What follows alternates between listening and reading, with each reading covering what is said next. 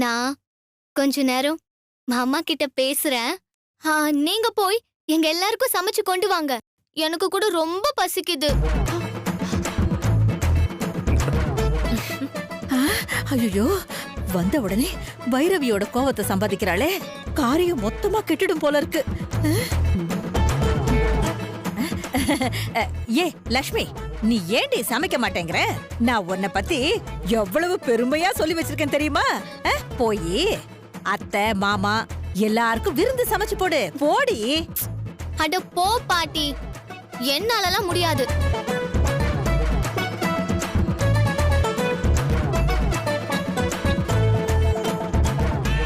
எனக்கு கை காலெல்லாம் ரொம்ப வலிக்குது. வரும்போது ஒரு பஜாரி என் கையை பிடிச்சு முறுக்கி விட்டுட்டான். ஐயோ,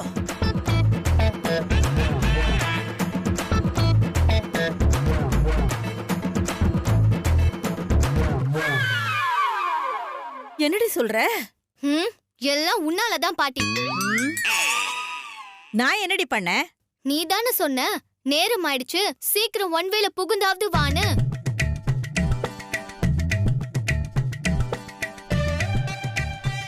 உன் பேச்ச கேட்டு நான் ஒன் வேல வந்தனா, ஒருத்தி வண்டி மேல நான் மோதிட்டேன். அவ என் கைய புடிச்சு முறுக்கி பணம் வேற, அதுவும் 6000 ரூபாய் புடிங்கிட்டா.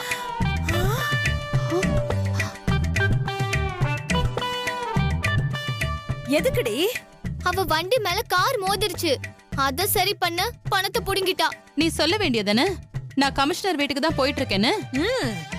சொல்லாம இருப்பனா அத்தை? அதுக்கு அவ நக்கலா சிரிச்சிட்டு, நீ யாரு வீட்டுக்கு வேணாலும் போ, ஆனா டேமேஜுக்கான பணத்தை கொடுத்துட்டு போன்னு சொல்லி புடுங்கிட்டா. யாரா இருந்தாலும் தப்பான ரூட்ல வந்தா கேள்வி கேட்க தான் செய்வாங்க.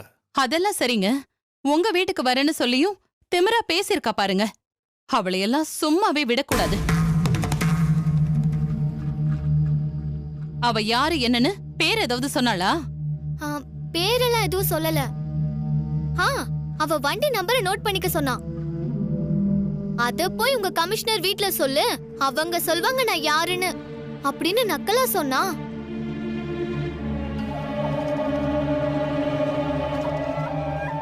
அவ்வளவு திமிர பிடிச்சவ யாரு என்னன்னு எனக்கு உடனே தெரிஞ்சாகணும். அவ வண்டி நம்பர் என்னன்னு சொல்லு. டே விஸ்வா, அத நோட் பண்ணுடா.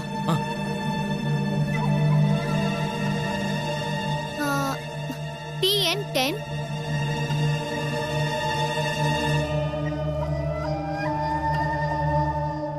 BF 1854.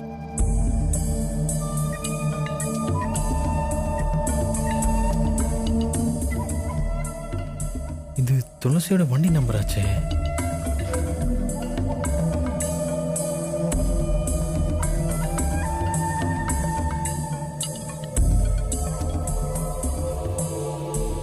டேய், என்னடா? அப்பா, இது துளசியோட வண்டி நம்பர்ப்பா. இவ கையை முறுக்குனது நம்ம துளசி தான்ப்பா. நினைச்சேன்டா, அவ்வளவுதான் இருக்கும்னு நினைச்சேன். அதான் நான் பார்த்தேன். அவன் முன்னாடி தப்பு நடந்தா சும்மா விட்டுருவாளா?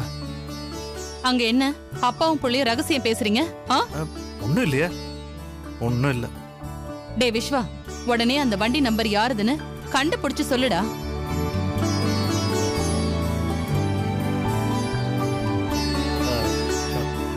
விடுவேருவி, எல்லாம் நமக்கு வேண்டியவங்க தான்.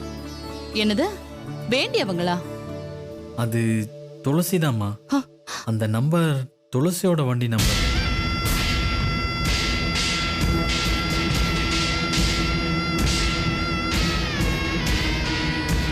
பாத்தியா பைரவி, வேணும்னே வம்பு இழுத்திருக்கா. அவளை கொஞ்சம் அடக்கிவே. உன் மேல கொஞ்சம் கூட பயமே இல்லை அவளுக்கு.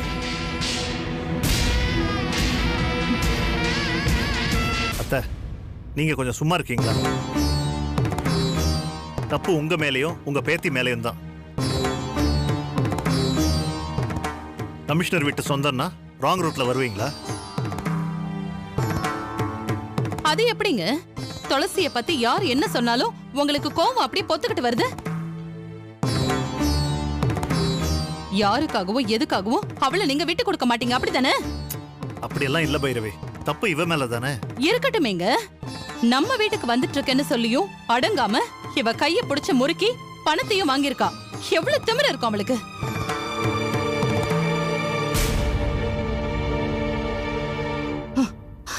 இத நான் சும்மா விட போறதில்ல. விட்டுரு பைரவி, இந்த பிரச்சனையை எத்தோட விட்டுரு. அப்படியெல்லாம் விட முடியாதுங்க. இதுக்கு சரியான பாடத்தை நான் அவளுக்கு கத்து கொடுக்கறேன்னா இல்லையான்னு பாருங்க. எங்க போறீங்க? பசிக்குதுன்னு சொன்னீங்கல்ல, சாப்பிட்டுட்டு போங்க. எனக்கு எதுவும் வேண்டாம். நான் டிஃபன் ரெடி பண்றேன், இருந்து சாப்பிட்டுட்டு தான் போறீங்க. உட்காருங்க, உட்காருங்க. அந்த துளசி ஒரு நாள் என்கிட்ட மாட்டாமையா போயிடுவா. அன்னைக்கு இருக்கு அவளுக்கு.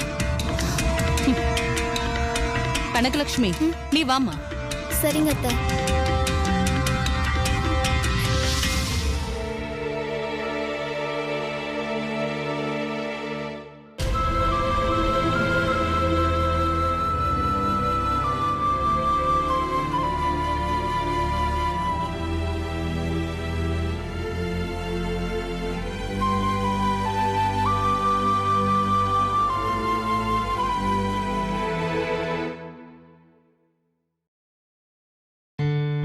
என்னங்க, இந்தாங்க.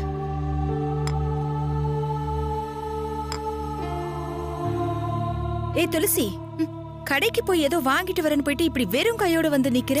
மா பேசாம இரு, என் வாயை கிளறாத. நானே செம்ம கான்ல இருக்கேன். என்னாச்சு? என்னமாச்சு?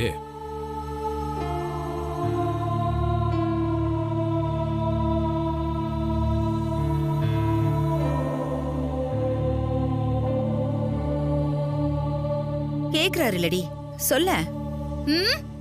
ஆக்சிடென்ட் ஆயிடுச்சு, போதுமா? ஆக்சிடென்டா? ஏய், என்னடி சொல்ற? துளசி, உனக்கு அடிக்கடி ஏதாவது பட்டிடுச்சா? மா நீ வேற. எனக்கு ஒண்ணும் இல்ல, வண்டிக்கு தான் கொஞ்சம் டேமேஜ். மெக்கானிக் ஷெட்ல விட்டுட்டு வந்திருக்கேன். அம்மா துளசி, பார்த்து போக கூடாதா? பா நான் பார்த்து தான்ப்பா போனேன். யாரு? நீ பார்த்து போன? உன் கூட தான் நான் வந்திருக்கேனேடி. நீ கண்ணு மண்ணு தெரியாம வேகமா போயிருப்ப, அதான். சிவகாமி, உன்னை நான் அப்படியே கழுத்தை நடிச்சு கொண்டுடுவேன்.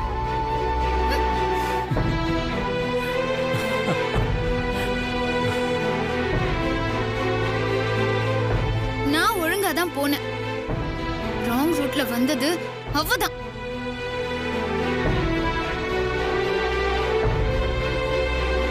யாருடி? உங்க அண்ணன், தி கிரேட் ராஜராஜனோட மருமகன்.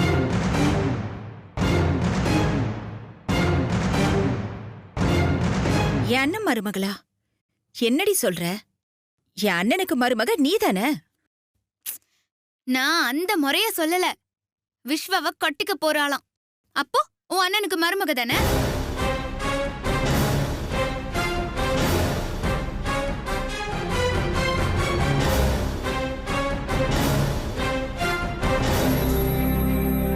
அந்த காஞ்சனா ஒரு அரை லூசு, அது பேத்தி ஒரு முழு லூசு. அவள போய் அந்த வீட்டுக்கு மருமகள் ஆக்க போறேன்னு சொல்லி வீட்டுக்கு வர வச்சிருக்காங்க. வர வர உங்க அண்ணனுக்கும் அன்னிக்கும் புத்தி மழங்கி போச்சு. காஞ்சனாவோட பேத்தியா? இத பத்தி எதுவுமே நம்ம கிட்ட சொல்லல. அப்பா, அவங்க எப்படிப்பா சொல்லுவாங்க? அவங்களுக்கு தான் நம்மள பார்த்தாலே ஆகாது. என் அண்ணன் கூட இத பத்தி நம்ம கிட்ட ஒரு வார்த்தை கூட சொல்லலையே. ஆமா, ரொம்ப முக்கியம். போ. அந்த லூசால நான் கீழே விழுந்து என் ட்ரெஸ் எல்லாம் மண்ணா ஆயிடுச்சு. நான் போய் குளிச்சிட்டு வரேன். எனக்கு டிஃபன் ரெடி பண்ணி வை.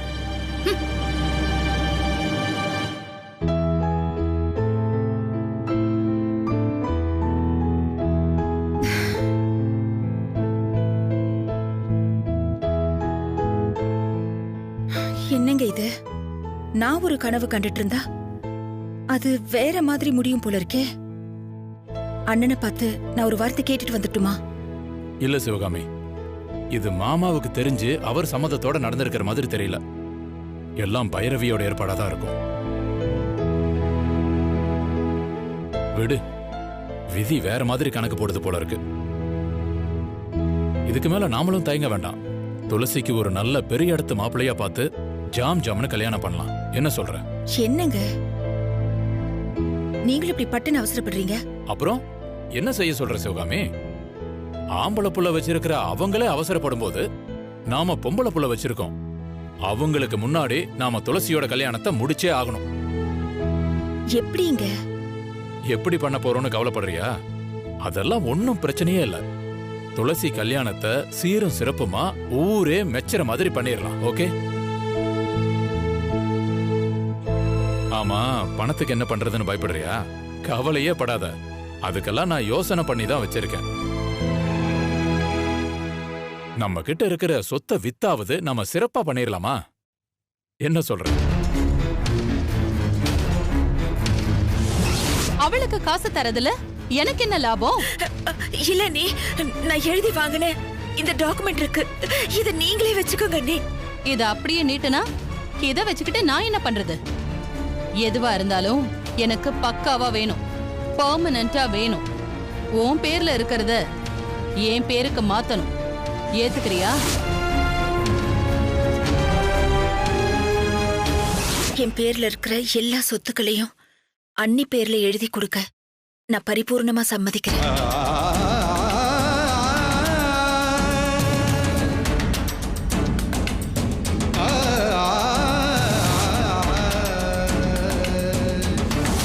உனக்காக நான் பணம் கட்டினது, சொத்த உன் பேர்ல இருந்து என் பேருக்கு மாத்தி எழுதுனது, இந்த விஷயம்லாம் நமக்குள்ள இருக்கணும்.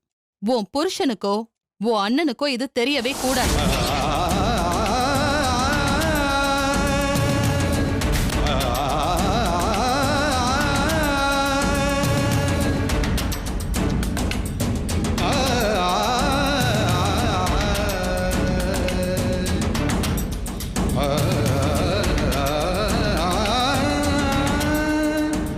என்ன சிவகாமி, ஒண்ணுமே சொல்லாம ஏதோ யோசிச்சுட்டு இருக்க? அது அது வந்து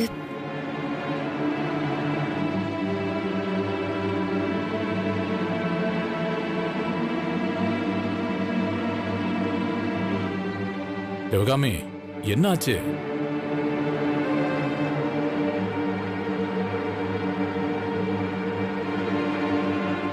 நமக்கு இருக்கிறது ஒரே ஒரு பொண்ணு. அவளுக்கு செய்யாம யாருக்கு செய்ய போறோம்? பாரு, சொத்தெல்லாம் நமக்கு எதுக்கு? அவ சந்தோஷமா இருந்தா அதுவே நமக்கு போதும்ல. இல்லைங்க, அது உங்ககிட்ட எப்படி சொல்றதுன்னு. அட என்னன்னு சொல்லு சிவகாமி. என்ன மன்னிச்சிடுங்க, தயவு செஞ்சு என்ன மன்னிச்சிடுங்க. என்ன நடந்துச்சு? எதுக்கு இப்ப மன்னிப்பெல்லாம் கேக்குற? எனக்கு ஒண்ணுமே புரியல. என்ன மன்னிச்சிட்டேன்னு சொல்லுங்க. முதல்ல எதுக்கு இந்த மன்னிப்பு? நீங்க மன்னிச்சிட்டேன்னு சொல்லுங்க, அப்புறமா நான் சொல்றேன். சரி, நான் மன்னிச்சிட்டேன். எழுந்துரு, எழுந்துரு. பாத்து. என்னாச்சு சிவகாமி?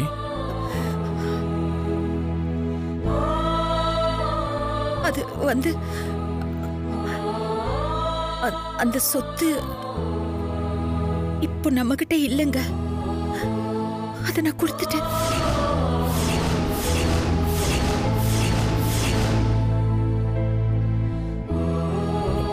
என்ன சொல்ற?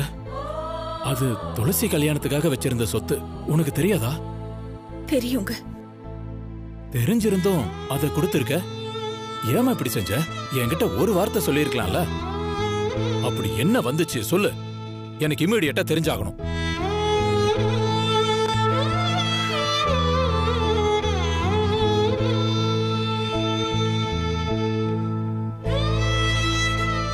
சொல்லு சிவகாமி, துளசியோட வாழ்க்கையை விட அப்படி என்ன பெருசா வந்துச்சு அந்த சொத்தை விக்கிறதுக்கு?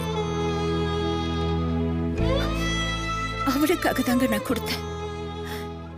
எல்லாத்தையும் விட நம்ம பொண்ணோட உயிர் நமக்கு பெருசு இல்லையா? அவளை விட என்னங்க பெரிய சொத்து?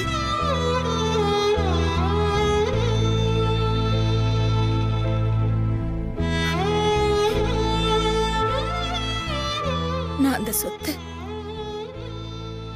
பைரவி அன்னைக்கிட்ட கொடுத்துதான் நம்ம துளசியோட உயிரை காப்பாத்தின. எனக்கு வேற வழி தெரியலங்க. என்ன மன்னிச்சிடுங்க. நான் நான் ஒரு முட்டாள். இத கூட புரிஞ்சுக்காம உன்னை நிக்க வச்சு கேள்வி கேட்டுட்டேன் பாரு. அதை விடு சிவகாமி. நமக்கு துளசியோட உயிர் தான் முக்கியம். சொத்துன்னு சொத்து பெரிய சொத்து. ஆனா நீ என்கிட்ட ஒரு வார்த்தை சொல்லிருக்கலாம்ல. தப்புதாங்க, உங்ககிட்ட சொல்லணும்னு தான் நினைச்சேன்.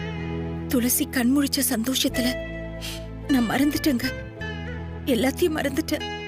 சரி விடு, சொத்து இல்லைன்னா என்ன? என்னால முடிஞ்ச அளவுக்கு அவளை ஒரு நல்ல இடத்துல மாப்பிள்ளை பார்த்து கல்யாணம் பண்ணி கொடுப்பேன். அதுவும் விஸ்வா கல்யாணத்துக்கு முன்னாடி என் பொண்ணுக்கு கல்யாணம் பண்ணுவேன். நான் சொல்றேன்னு தப்பா எடுத்துக்காதீங்க. நாம வேற இடத்துல மாப்பிள்ளை பார்த்து கல்யாணம் பண்ணி கொடுக்கறதுக்கு பதிலா நம்ம விஸ்வாவுக்கே கல்யாணம் பண்ணி கொடுக்கலாம்ல. நாமளா மாட்டேன்னு சொல்றோம். உள்ளுக்குள்ள உனக்கும் எனக்கும் அந்த ஆசை இல்லாமலா இருக்கு. ஆனா அது நடக்காது. கண்டிப்பா நடக்குங்க. விஸ்வா நம்ம பையன். எனக்கு விஸ்வாவை பத்தி எந்த கவலையும் இல்ல. அவன் நல்ல பையன்தான். ஆனா பைரவி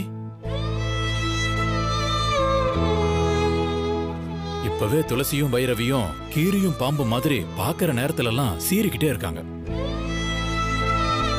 துளசியா அந்த வீட்டுக்கு மருமகளா ஆக்கிக்க கண்டிப்பா பைரவி ஒத்துக்கவே மாட்டா.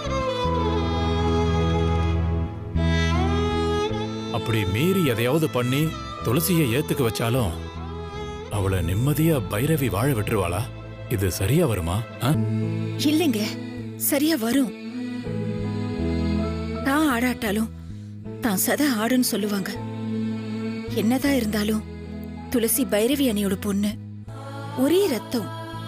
போக போக பைரவி அன்னிக்கு துளசியை பிடிச்சு போயிடும். கண்டிப்பா அண்ணி ஏத்துப்பாங்க, எனக்கு நம்பிக்கை இருக்கு. நீ என்னமோ சொல்ற, எனக்கு பெருசா உடன்பாடு இல்ல. இல்லைங்க, இதுதான் சரியா இருக்கும். துளசிக்கு கல்யாணம்னு ஒண்ணு நடந்தா அது விஸ்வா கூட தான் நடக்கணும். அத நாம மட்டும் முடிவு பண்ணா போதுமா? பார்க்கலாம். அந்த கடவுள் என்ன முடிவு பண்ணிருக்காரோ, எது நடக்கணும்னு இருக்கோ அதுதான் நடக்கும். நம்ம கையில எதுவும் இல்ல.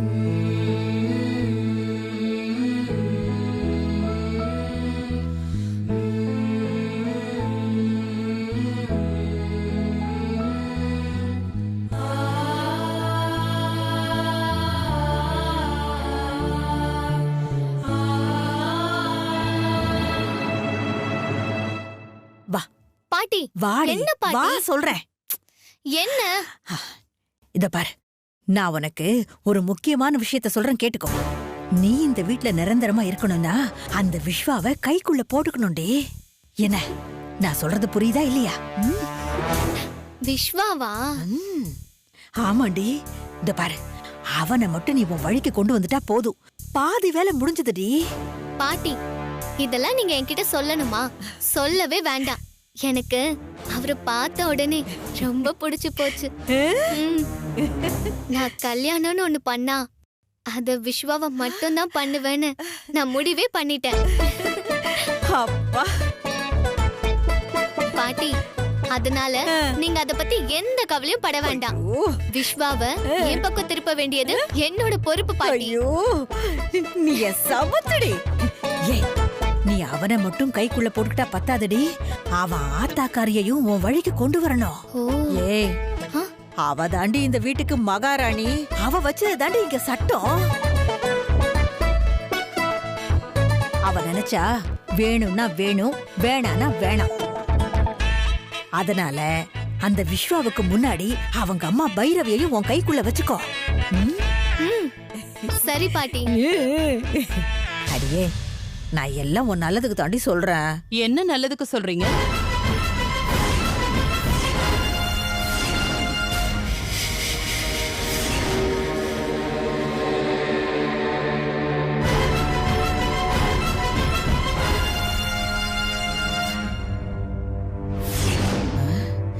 நம்ம பேசினதையெல்லாம் பைரவி ஒருவேளை கேட்டிருப்பாளோ? என்ன சித்தி, அவகிட்ட நல்லதுன்னு ஏதோ ரகசியம் பேசிட்டு இருக்கீங்க? அப்படி என்ன சொல்லி கொடுத்தீங்க இவளுக்கு? அதெல்லாம் ஒண்ணு இல்ல பைரவி, ரகசியம் எல்லாம் ஒண்ணு இல்ல. இந்த வீட்ல ஒவ்வொருத்தர்கிட்டயும் எப்படி எப்படி நடந்துக்கணும்னு ஒவ்வொருத்தரை பத்தி இவகிட்ட சொல்லிக்கிட்டு இருந்தேன். சித்தி, அது எதுக்கு இப்போ? அவளுக்கே போக போக தெரிய போகுது. இல்ல பைரவி, இருந்தாலும் நம்ம பங்குக்கு நம்ம சொல்லணும்ல. சரிங்க சித்தி, அவளே டிராவல் பண்ணி டயர்ட்ல வந்திருப்பா. அவளை விடுங்க, கொஞ்ச நேரம் படுத்து ரெஸ்ட் எடுக்கட்டும். கனகலட்சுமி, நீ கொஞ்ச நேரம் படுத்து ரெஸ்ட் எடுத்துக்கோ. சரிங்க அத்தை.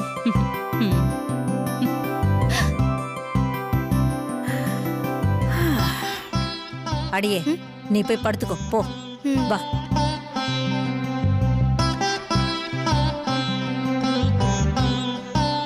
படுத்துக்கோ.